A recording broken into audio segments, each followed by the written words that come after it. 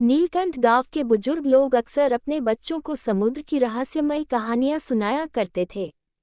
कहते थे कि समुद्र के गहरे जल में एक जलपरी निवास करती है, जो अत्यंत सुंदर और रहस्यमयी है। वह जलपरी किसी को दिखाई नहीं देती, परंतु कभी कभी पूर्णिमा की रात में, जब चांद की रोशनी समुद्र के जल पर चमकती है, तो कुछ भाग्यशाली लोग उसकी एक झलक पा सकते हैं। गांव के युवा और बच्चे हमेशा जलपरी की कहानियां सुनकर रोमांचित हो जाते थे। हर पूर्णिमा की रात में वे समुद्र तट पर इकट्ठा होते और उसकी झलक पाने की कोशिश करते। परंतु जलपरी का केवल नाम सुनाई देता था, उसे कभी किसी ने देखा नहीं था। एक दिन गांव में एक नई पूर्णिमा की रात का आगमन हुआ। ये रात अन्य रातों से कुछ अलग थी। आसमान साफ था और चांद की रोशनी समुद्र के जल को चांदी की तरह चमका रही थी। गांव के लोग हमेशा की तरह समुद्र तट पर इकट्ठा हुए थे। जैसे ही रात गहराने लगी, एक अद्भुत घटना घटित हुई। समुद्र के जल में हलचल मच गई, पानी की लहरें तेज हो गईं, और तभी लोगों ने देखा कि पानी के बीचों बीच एक नीली रोशनी चमक रही थी।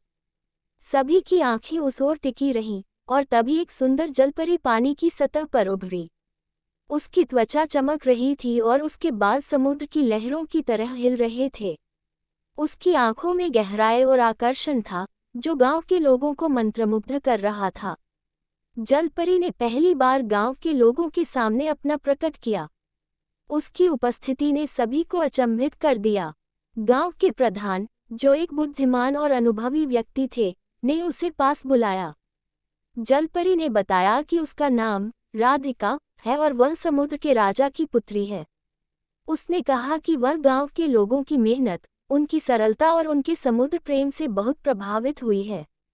गांव वालों ने जलपरी का स्वागत किया और उसे अपने गांव में रहने का न्योता दिया। राधिका ने उनके अनुरोध को स्वीकार कर लिया, परंतु उसने एक शर्त रखी। उसने कहा, मैं यहाँ केवल तभी रहूंगी जब आप सभी मेरी एक शर्त मानेंगे। गांव के लोग उसकी बात सुनने के लिए उत्सुक थे। उसने कहा, मैं आपसे वादा चाहती हूँ कि आप समुद्र के साथ हमेशा आदर और प्रेम का व्यवहार करेंगे।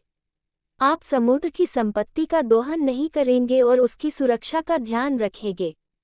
गांव के लोगों ने एकमत होकर उसकी शर्त मान ली।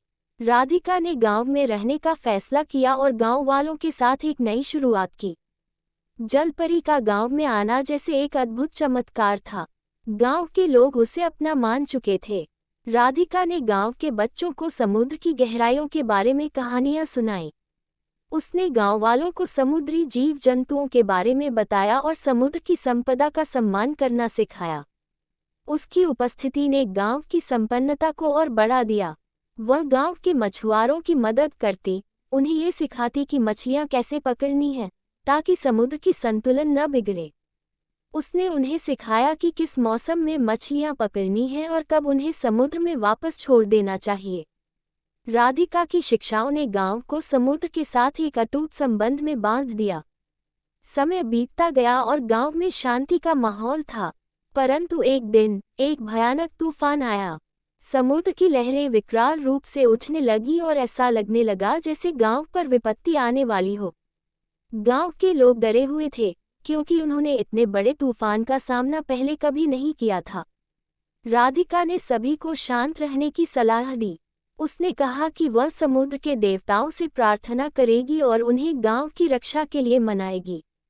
जलपरी समुद्र में उतर गई और अपनी सुरीली आवाज में गीत गाने लगी।